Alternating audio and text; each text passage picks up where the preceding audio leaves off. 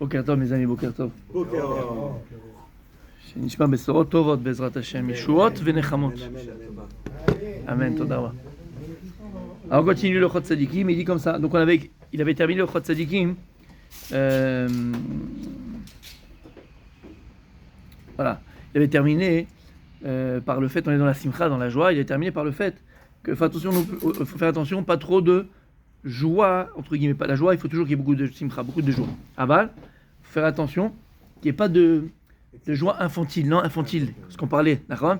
Parce qu'à partir du moment où il y a une joie, où t'es rigolo, t'es joyeux, mais très enfantin et très infantile, ben, tu perds la crédulité et la crainte que les gens peuvent avoir de toi. C'est quelle crainte on parle? Un papa, par exemple, ces enfants dont on en parlait. Quand un papa il est trop, je parle de moi là, hein, c'est un truc de fou, mais bon, c'est pas grave, c'est bien. On prend des claques tous les matins. Quand un papa il est trop rigolo, tout machin, truc trop, à la fin les enfants ne le prennent pas au sérieux. Et même toi, aux yeux même des gens, tu peux ne pas être pris au sérieux. Donc t'as pas la crainte comme un rave d'ailleurs, d'accord? C'est trop rigolo, trop comme ça, trop machin. Perdre d'aïra, d'accord? Faut avoir une crainte de son maître. Exactement. Faut avoir une crainte, d'accord? Donc il dit le Rav, on était sur ça, donc fais attention à ça. Et il continue, il dit de la joie et du rire, d'accord, et l'amusement, il peut des fois sortir des choses mauvaises. Comment à sa mère bimirchol chavero bech megalo pegara mi pega olam. Et par exemple, quand le type il se réjouit de la galère de son ami. Il se réjouit lorsque son ami il s'est planté. Il se réjouit quand l'autre il est dans la panade. Il se réjouit, il est content. Il est content. Il a appris une mauvaise nouvelle sur la personne, il est content. Il se réjouit du mal de l'autre. Il est joyeux, attention, on parle vraiment d'une simcha. Le type il est simcha, le type il est sa mère.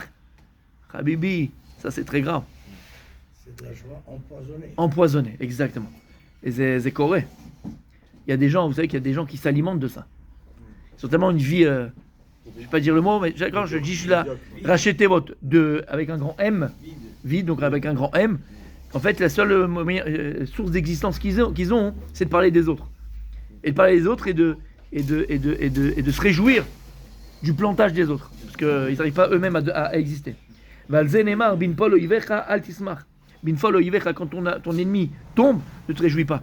Même quand ton ennemi tombe, ne te réjouis pas. ועוד יש שמחה רעה מזאת, כמו השמח שכעבירו נכשל בעבודת הדברו יתברך, או שמח במיעוט ידיעתו. Ou, c'est encore plus surnois, où la personne elle est heureuse, elle est contente, elle est joyeuse, entre guillemets, de voir que l'autre connaît moins que lui, c'est moins que lui, ou qu'il s'est pané dans la voie d'Hachem, il s'est écarté. La voie d'Hachem, il n'est pas à 100% avec Hachem, il a fait des bêtises, il a fait ce qu'il fallait pas. Il est content. Ça le rassure. Alors des fois, pourquoi il est content? Parce que ça le rassure. Il dit, tu vois, pas que moi. Même des fois, il y a pire que moi. Des fois, en tout cas, ça le rassure. Faire attention aussi. Donc il dit le Rav de ne pas être content du manque de connaissance de l'autre de la Torah ou du manque d'avodat Hashem de l'autre. Il dit, Machal, צריך שתבין, עבד המשרת למלך באמונה שיש לו להצטער בראותו אנשים העודים באדונו וחפנים אותו.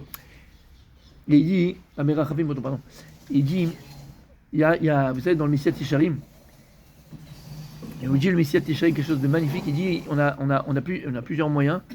Un homme a plusieurs moyens pour arriver à l'imdod, à mesurer son degré, son niveau d'Avat Hashem, d'amour d'Hashem. Comment tu peux savoir mon niveau d'Avat Hashem?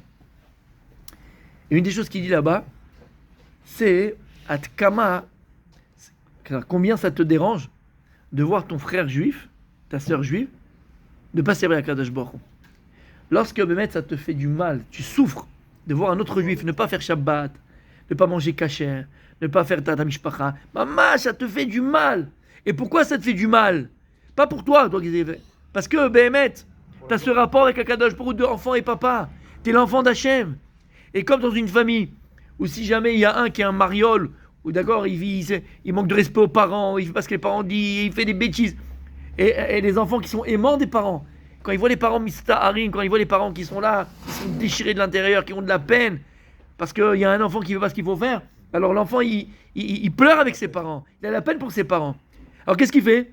Il fait tout pour que son frère ou sa sœur revienne vers ses parents, devienne un bon garçon, pour que les parents soient heureux. Il s'est parlé avec Akadosh Baruch Hu. un instrument de mesure que tu as pour savoir combien Akadosh Baruch Hu, tu l'aimes, combien ça te dérange de voir ta sœur ou ton frère juif loin de la Torah. Et à ce moment-là, au contraire, tu vas tout faire pour le ramener à la Torah. Ben Nachat, comme il faut, lui parler à son cœur, essayer de le rapprocher, avoir beaucoup d'amour pour lui. Mais pourquoi? Parce que tu aimes ton père, parce que tu aimes ta mère, parce que tu aimes Akadosh Baruch Hu. Parce que tu aimes Akadosh Baruch Hu.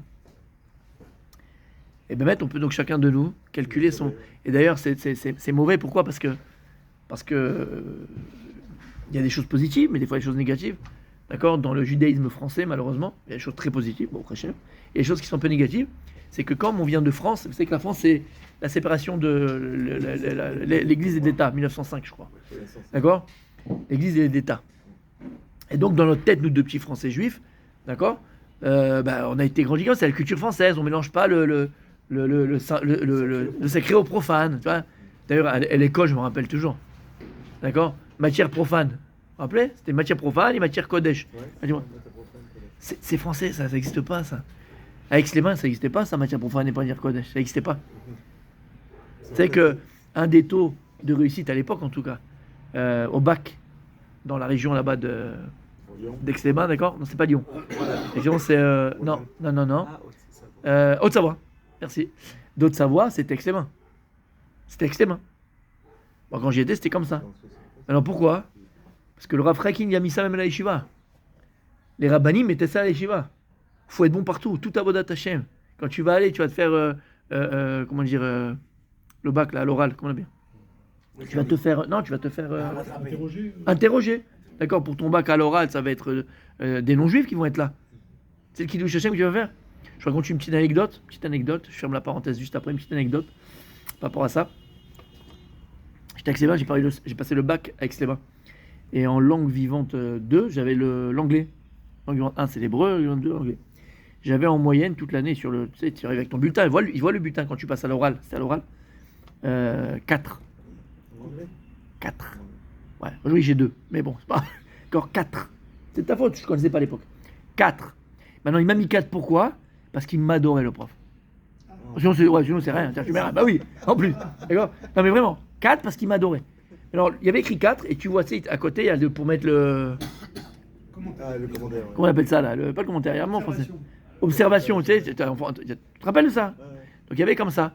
Et à côté, 4, élève studieux, élève sérieux, élève machin, qui participe au cours. Il m'adorait, le prof. Mais vraiment.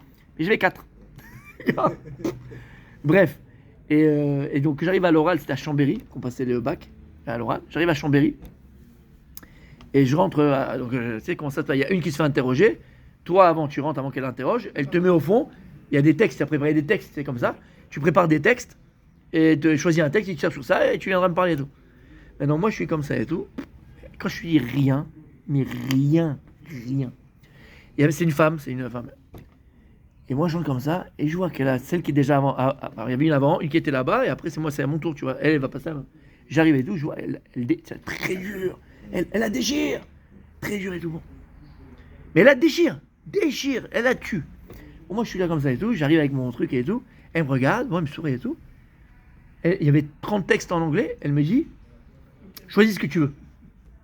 Bon, là, ça changeait rien. C'est des fois, t'as pris un truc, tu dis, ouais, c'est bon, j'ai dessus. Bon, ça changeait rien du tout. Ok, j'ai d'accord. Alors, il y avait un truc, je me rappelle, il y avait un texte sur un discours de George Bush. George Bush, Ouais. le père. Pas W, le père. Et c'était un texte sur quand il a parlé juste avant la guerre avec l'Irak. 91 là. 90, d'accord? Il avait fait un discours pour annoncer qu'il allait faire la... Bon, alors voilà, un discours sur ça. Et je lui dis ça. Parce que moi, histoire, je suis très fort. Sur l'histoire, j'adore les trucs, j'adore la politique, bref. Donc je me rappelle, mais je ne sais pas le texte de quoi il parle. Je ne sais pas de quoi il parle. Ouais. Bref, mais comme je savais que c'était World, truc tempête du désert. Tu te rappelles pas? Ouais. Je me rappelle encore du texte, c'était tempête du désert. Bref, je vais là-bas et tout, je m'assois là-bas, et il y a une qui est en train de se faire des instants. Et il y avait une qui était en train de se faire interroger, tu vois. Et la fille qui parle, Blaina, tu aurais été fier d'elle. Elle parle, et l'autre dit non, ça c'est du pluriel, mais la massacre. Et tout d'un coup, comme ça, elle dit, voyez le jeune homme derrière vous, comme ça. Je fais, waouh, moi j'avais la kippa et tout, je vais à Aix-les-Bains avec les tzitzit et tout. Elle dit, il vient de l'école talmudique d'Aix-les-Bains. Eh ben là-bas on apprend, là-bas on connaît. Je sais pas ce qu'elle avait. Elle adorait les fudges. Mais vraiment, comme ça, c'est pas une juive. Et madame, je sais plus combien. Elle dit voilà, ça c'est. Elle me connaît pas, elle fait machin. Elle lui dit comme ça. Elle la déchire la fille, tu vois. La meuf elle part en pleurant. Elle est en pleurant. Non, c'est à moi. Moi, j'arrive avec mon texte comme ça. J'arrive à mon truc. Et je vois que la note qu'elle lui a mis, elle avait mis 10. Je suis quand même, elle a massacré, je crois qu'elle a mis 2, tu vois. Elle a quand même mis 10. Elle parlait super bien, elle fait quoi elle s'est débrouillée. Tu t'es dit, j'ai récupéré mon 4, moi. Quel 4 Elle m'arrive, elle me dit, yeah, well. Tu sais, elle parle anglais. Moi, je comprends qu'elle me dit, vas-y, commence en fait. Une bille. Je commence comme ça, Béhémet, ça, je te rajoute rien, ça ne suis pas la tunisienne. Je commence à lui parler. Attends, un mot, je sais pas. Je sais, même là encore. Même pas comment on dit, I want, you, je connais rien. Il me dit, alors vas-y, commente les textes et tout. Et je lui dis, alors voilà, en français. Alors voilà. Ben, c'est un texte qui nous a été par le prof et tout. Comme ça en français, je te promets que c'est vrai. En français. Voilà, sur un truc très important de notre histoire, parce que c'est en 96, donc c'est il y a 4 ans, de l'histoire de l'humanité, parce que voilà, c'est la guerre iran-grecque avec des répercussions, parce que l'histoire, ça peut mettre, je suis très bon. Répercussions, maintenant pendant 5 minutes, je lui parle qu'en français, je lui raconte en français. Non, j'ai pas compris le texte, hein. J'ai rien compris. Puis à un moment donné, après 5 minutes, mais vraiment après 5 minutes, il me dit, mais faut parler en anglais. Je te promets. Je commence à parler, tout ça. Je commence à lui parler. Et alors je dis un petit mot, un demi-mot, tu vois, bon, un petit mot à 4 quand même, tu sais dire un truc, tu vois. Et je fais, il pense. Ben, mec, que c'est vrai. I pense, George Bush President, want to work, world, now work. Elle me dit, et comme ça, elle me dit, mais, vous savez, je vous entends, bon, c'est un peu français, un peu anglais. Elle dit, mais dans le texte, en tout cas, là, je l'ai lu en 2 secondes, mais vous savez qu'il dit l'inverse. Comme ça, elle me dit en français, hein. Elle me dit l'inverse. Je parlais plus anglais. Elle me dit l'inverse. Là, t'es fini. Siyata Dishmaya, Tzadik. Siyata Dishmaya s'appelle la cadeau d'Hachem. Et là, je la regarde avec un petit sourire au coin, comme ça. Bémet. Je la regarde, je fais. Comme ça, je lui fais. Alors, je vais les expliquer. On a eu un prof d'anglais cette année, mais c'était quelque chose de fabuleux. Moi, je suis amoureux des profs. Alors, en anglais, mais je l'ai, tu sais, alors les profs d'anglais, mais pour moi, je sais pas. Vous avez quelque chose de spécial. Bémet. Et en fait, il nous a expliqué, je lui dis tout en français, il n'y a pas d'anglais, il n'y a pas un mot d'anglais. Il nous a expliqué en fait que les politiques, quand ils font des discours, ils disent l'inverse de ce qu'ils pensent. Donc nous, en classe, on a expliqué sa vraie pensée. Comme ça, je lui dis, je te promets. Et là, elle fait, oh oui, comme ça, mais elle était comme une folle. Ah mais oui, ben, je comprends, ah oui. Je dis, mais qu'il faut faire quoi plus tard? Attends, qu'est-ce que je lui ai dit? Je fais, alors mon rêve, je te jure, non mais, je lui ai dit, non, mon rêve, alors moi, mon rêve, c'est une des plus grandes écoles de commerce aux États-Unis. Je fais une grosse, je fais comme ça, une grosse université aux États-Unis. C'est mon rêve d'enfant. Depuis petit, je veux faire ça. Je dis, mais vous savez que votre anglais, ça va être compliqué. Je lui dis, comme ça, il me dit, mais en français. Je dis, je sais. Mais regardez, vous savez, je t'ai dit, parce qu'il regarde ce que le prof il a écrit, tu vois. Je dis, mais je m'accroche. Je m'accroche. Elle a pris une feuille, elle commence à me faire un cours. Alors ça, on met ça avant ça, après ça. Et je voulais voir la note qu'elle a mis. Tu sais combien elle m'a mis, Laura? Combien elle m'a mis? J'ai pas parlé un mot en anglais. Ben, 14 ma parole. Elle m'a mis 14. T'as compris? Quand j'ai parlé de ça, je sais même plus. T'avais envie. Ouais, non, parce qu'on a dit quelque chose là. Parce qu'on a dit quelque chose. Je sais plus pourquoi on a parlé de ça. Il faut être bon, il faut donner l'exemple. Oui, c'est ça. Qu'est-ce que tu dis? Il faut donner l'exemple. Nous, on subit. Ah, je fais les cheveux d'Aix-les-Bains. Il a fait exactement. Et là-bas, t'apprends exactement. Faut être bon dans tout. Et nous, là, il a fait. Voilà, le sacré et le profane. Il n'y a pas de sacré et profane, Khabibi. Il n'y a pas. Tout est sacré. Tu es bon en mathématiques, tu es bon en machin. Si tu. T'as pas fait. Mais si tu t'es mis à faire des études, tu es bon dans tes études. Rien d'avoir casé. Et pourquoi je dis ça? Je parle de Kiddush Hashem. D'accord? Cette femme, c'était pas une juive. Elle était amoureuse des juifs. Vraiment. Et une femme magnifique, une femme exceptionnelle. Gentil, quoi, comme il faut. Bref. Donc, comment? Non. Et en tout cas, Bémet, c'est hyper important de comprendre ça. Il n'y a pas de profane, il n'y a pas de kodesh, tout est sacré. Tout est sacré. Donc, faut être bon. Faut être bon dans tout. Et il dit, donc on termine. Donc il dit, pareil, par rapport à la Bat Hashem, par rapport à l'amour d'Akadosh Baruch Hu, donc on a dit, il dit le Messiah Tisharim, et il dit, si le Chod Sadikim, une un des éléments qu'on a pour mesurer notre amour pour Kadosh Baruch Hu, c'est Adkama, combien ça me dérange, BME, devant mon frère et ma sœur juifs, de ne pas être dans la Torah. Et je parlais de la France, pas quand j'arrive à ça, mais hop, on est revenu en arrière. Parler de la France. On a été éduqués en France. Séparation de la religion et de l'État, d'accord? Donc en France, comment on était avec nos frères juifs? Franchement, honnêtement, à part les Léouba, Baruch Hashem, les Chabad qui étaient là et qui ont mis quelque chose de nouveau, bon, t'avais ton voisin qui prenait la voiture Shabbat, ça se faisait rien. Et qu'est-ce qu'on disait d'ailleurs? Non, chacun fait ce qu'il veut et tout. C'est l'onachon. Chacun ne fait pas, on fait pas ce qu'on veut. Un juif ne fait pas ce qu'il veut. Faut arrêter, enlever ça de notre tête. Un juif ne fait pas ce qu'il veut. Que tu aies une grande barbe, d'épée, pas de paix, tout le machin. Après 120 ans, on nous posera la même question. Ou bien on te demandera en premier Kavata Ishim la Torah, ve Natata Venasata Beimuna, soit on dira Natata Beimuna en premier, ou soit on dira Kavata la Torah. Ça dépend, chacun d'accord. Soit on te dira est-ce que tu as vraiment fixé, on parle d'un avrère, quelqu'un qui est Toatou Menuto, est-ce que tu as étudié comme il fallait, et après est-ce que tu as été honnête dans les affaires? C'est quelqu'un qui travaille et qui étudie après. Mais lui, on lui dira est-ce que tu as été honnête dans les affaires, est-ce que tu as fixé un temps pour la Torah? Aval, Habibi. Akol Avodat Hashem. Akol Avodat Hashem. Et donc on termine pour aujourd'hui, mes amis. Et il dit שיש לו להצטער בראותו אנשים מרודים ועודונו ומחויב להוכיחם על פניהם ולהודיע על נבלותם. Donc on se doit de réprimander nos frères juifs. Quand tu sais le faire, attention, il a dit avant le Rav. Mais l'autre il sait à la frette. Et tu réprimande ton frère ou ta sœur juive. Et comme ça tu n'auras pas un péché sur toi, de lui quoi. Mais en fait ici il dit le pshat, il dit le Rav. C'est que si tu ne sais pas réprimander, ça sera un péché. Ferme-la. Si c'est pour blesser la personne, pour le repousser encore plus, pour le dégoûter encore plus de la Torah, ferme-la. Fais ton avodat Hashem et tais-toi.